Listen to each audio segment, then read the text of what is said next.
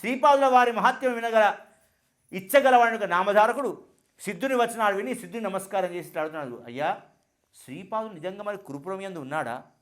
అందరూ అలా ఎందుకు అనుకుంటున్నారు? మరి ఇంకేమైనా అవతారం ఉన్నదా? దయచేసి నాకు చెప్పండి అని అన్నాడు. నిజంగానేరా ఆయన ఉన్నాడు, అక్కడే గుప్త రూపంలో ఉన్నాడు. ఆయన యొక్క మహత్యం మనకు తెలుపతరమా నామధారక? వారు విశ్వవ్యాపి పరమాత్మ, నానా రూపాలు ధరిస్తున్నాడు, పుట్టుక లేనివాడే, భక్తవరుదై కార్య నిమిత్తం వేరొక అవతారం ఎత్తుతూనే ఉన్నాడు. తను గుప్త రూపంన ఆ కురుపురంన ఆ విభుడు ఇంకా కూడా నివసించే ఉన్నాడు అనేసరికి, అంతేకాకుండా బ్రహ్మ విష్ణు స్వరూపమై ఉత్పత్తి స్థితిలయం చేస్తూ అంతటా ఉన్నవాడైనప్పటికీ కూడా ఆ నారాయణుడు ఇక్కడనే నివసిస్తూ ఉన్నాడు. ఆ ఋషికేశుడు దుర్వాసుని యొక్క శాపాన్ని అంగీకరించి తన భక్తులను రక్షించుదామని చెప్పి సమర్థుడైన శ్రీహరి ధర్మమును, సాధుజనులను, దేవతలను రక్షించుటకై అవతరించబడి ఉన్నాడు. కాబట్టి త్రిమూర్తి అవతారమైన శ్రీపాదుల సంపూర్ణత ఎవరికి మాత్రం తెలుస్తుందిరా? కాబట్టి ఆ కురుపురం యందు త్రిమూర్తి ఖచ్చితంగా నివసిస్తున్నాడు అని చెప్పిన తర్వాత, నీవు గురుభక్తి కలవాడవు కాబట్టి నేను నీకు అతి ప్రీతితో ఒక విషయాన్ని చెప్తాను నామధారక. కశ్యప గోత్రుడు యొక్క వల్లభేషుడు అని చెప్పి వాడు ఉన్నాడు విప్రుడు. కాశ్యప గోత్రుడు వల్లభేషుడు, అతడు విప్రుడు ఉన్నాడు. అతడు మంచి శీలము గలవాడు, ఆచారవంతుడు, కుటుంబ పోషణకై వ్యాపార వృత్తిని చేస్తూ ఉన్నాడు. ప్రతి సంవత్సరం కూడా శ్రీపాద దర్శనకై కురుపురంకు పోతూ ఉన్నాడు. ఒకసారి ఆ బ్రాహ్మణుడు వ్యాపారంకు బయలుదేరుతున్నాడు. నాకు కార్యసిద్ధి కలిగితే, నేను అనుకున్న కార్యం సఫలమైతే బ్రాహ్మణులకు ఈ కురుపురంలో అన్నతర్పణ చేస్తాను, అన్నం సంతర్పణ చేస్తాను, అన్నదానం చేస్తాను అని చెప్పి మనసును సంకల్పించుకున్నాడు. వాణిజ్యేమేతి లాభశ్చే భూయాత్ కురుపురే తతః దాస్యే సహస్ర విప్రేభ్య ఇచ్చా భోజనమిత్యసౌ సంకల్ప నిశ్చయేనాసౌ వాణిజ్యార్థతో గతః శ్రీపాద శ్రీవల్లభాంగ్రి మనసా చింతయః సదా. శ్రీవల్లభుల యొక్క పాదాలను సదా మనసును ధ్యానిస్తూ వ్యాపార నిమిత్తం అయ్యా నాకు ఇవాళ లాభం వస్తే నేను నీ కురుపురంలో బ్రాహ్మణులకు అన్న సంతర్పణ చేస్తాను అనుకున్నాడు. ఇంకొంది వ్యాపారం కోసం వెళ్ళాడు. అతనికి విశేష లాభం వచ్చేసింది. అనుకున్న దానికంటే 100 రెట్ల ధనం లభించింది. చాలా మిక్కిలి సంతోషించాడు. సంతోషంతో అతడు శ్రీపాదుల చరణాన్ని ధ్యానిస్తూ ఇల్లు చేరినాడు.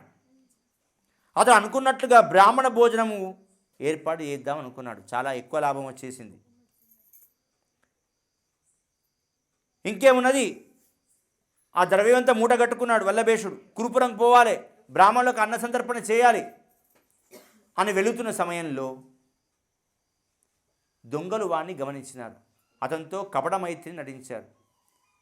ఆయన వద్ద ఉన్న ద్రవ్యాన్ని ఉపేక్షించాలి అని చెప్పి అతను స్నేహాన్ని నటించారు. ఆ రీతిగా 2-3 రోజులు విశ్వాసం నటించారు. ఆ దొంగలు ఆయనను అనుసరిస్తూ మహారణ్యానికి మెల్లగా తీసుకుపోయినారు. కొండలు గల మార్గము మధ్యము, ఎవరు కూడా నరమానవులు లేని ప్రదేశాన్ని తీసుకుపోయినారు. అయ్యా మేము కూడా ప్రతిసారి కురుపురం పోతుంటాం, అన్న సంతర్పణ చేస్తుంటాం, మనమంతా ఒక్క తీరు వాళ్ళవే అని చెప్పి వాడిని నమ్మించినాడు. ఒకరోజు నిర్మానుష్య ప్రదేశంలో అతని శిరమును ఒక వాడి అనే ఖడ్గం చేత బ్రాహ్మణుని చంపేసినారు. ద్రవ్యం ఎత్తుకపోదామని చెప్పి సిద్ధమైపోయినారు. కానీ మరణావస్థ ఎందున్న వల్లభేషుడు భస్మవిత్తుడు జటాధారి అయిన శ్రీపాద వల్లను మాత్రం స్మరిస్తూనే ఉన్నాడు ప్రాణం పోయేంత వరకు. ఎప్పుడైతే ఆ స్మరణ శ్రీపాదం వినవచ్చిందో త్రిశూల ఖడ్గహస్తస్స సంశిస్త కరాగ్రత శూలేన తిగ్మధారేణ క్రుద్ధశ్చోరాన్ జగానః. వెంటనే త్రిశూలాన్ని ఖడ్గాన్ని చేతి యందు కలిగిన వాడై ఒక్కసారి ఆ తస్కరుల ముందర అగ్రత నిలబడ్డాడు. తన వాడి అయిన శూల ఖడ్గం చే క్రోధపూరిత చోరులను చంపేసినాడు. అలా చంపుట్లో హతులు కాగలిగిన యొక్క దొంగలలో జగన్నాథుడు అనేవాడు ఒకడున్నాడు. అయ్యా నాకేం తెలియదు, అసలు నేను చోరభావంతో ఇక్కడికి రాలేదు, వీరి సాంగత్యం చేయలేదయ్యా, నన్ను కాపాడు అని చెప్పి అన్నాడు. అయ్యా మీరు విశ్వసాక్షులు, మీకు తెలియదా నేను దొంగను కాదు అని చెప్పి జగన్నాథుడు ఆయన యొక్క కాళ్ళ భయపడ్డాడట. ఇది విన్న శ్రీపాదుడు మనకి అభయం వసగినాడు. వెంటనే చెప్పినాడు, ఇదిగో ఈ భస్వాన్ని ఇస్తున్నాను జగన్నాథ, నువ్వు వెళ్ళు, ఆ వల్లభేషుని యొక్క తెగిన తలకు మొండానికి ఒక్కసారిగా రాచిరా అని చెప్పన్నాడు, విభూతి ఇచ్చినాడు. ఆ రీతిగా అతని శిరస్సు భుజం యందు వాని కంఠంపై ఆ శిరస్సును ఆ యొక్క ఏదైతే తన యొక్క దేహం ఉన్నదో దాన్ని ఒక్కసారిగా దగ్గర తీసుకొని వచ్చినాడు.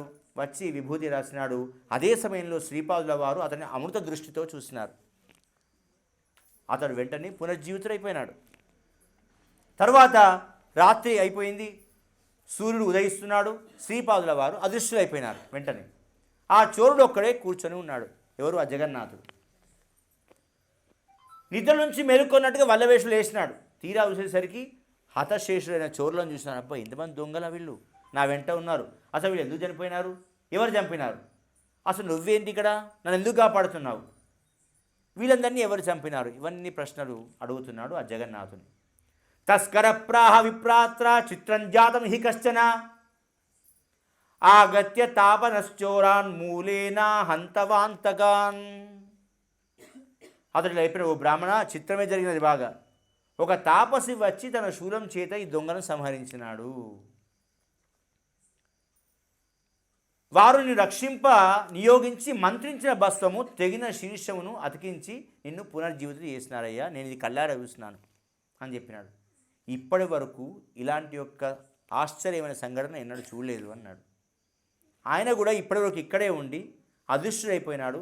నీ ప్రాణం రక్షించవచ్చిన ఆ ముని ఎవరో మాత్రం నాకు తెలియదు అన్నాడు. అనేసరికి ఆశ్చర్యపోయినాడు. ఎలా ఉన్నాడు అతను? భస్మలిప్తులై జటాధారి ఉండ చూడ త్రిపురారయు ఈశ్వరుని వల్లనే నాకు అనిపిస్తున్నది. నీవు మహాభక్తుని వల్లే కనబడుచున్నావు, అందువలనే ఆ భగవంతుడు ఆ రూపంలో వచ్చాడేమో అని నాకు అనిపిస్తున్నది. అప్పుడు మనసులో అనుకున్నాడట అతను, అయ్యో, ఈ చోరునికి కూడా ఆ భగవంతుడు ప్రత్యక్షమైనాడు, కానీ ఆ శ్రీపాదుల యొక్క దర్శనం నాకు లభించలేదే అని చెప్పి బాధపడుతూ సరే అనుకొని మళ్ళా ద్రవ్యానంతా తీసుకొని గురుస్థానమైన కురుపురంకు బయలుదేరుతున్నాడు. కురుపురంన శ్రీపాదుల యొక్క పాదుకలను శ్రద్ధతో నానా ఉపచారములతో పూజించి 4000 మంది బ్రాహ్మణులకు శ్రద్ధతో భోజనం పెట్టినారట. కాబట్టి కురుపురంన ఈ రీతిగా అనేకులు సిద్ధి పొందినారు. ఈ తీరున ఆ కురుపురంను శ్రీపాదుల వారి పాదుకలు ప్రసిద్ధములైనాయి అని చెప్పడానికి అనుమానం అవసరం లేదు.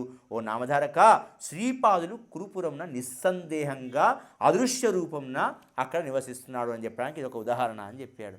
అందరేమో తను అక్కడ లేడు అని చెప్పి అంటున్నాడు కదా, గుప్త రూపంలో ఉన్నాడు.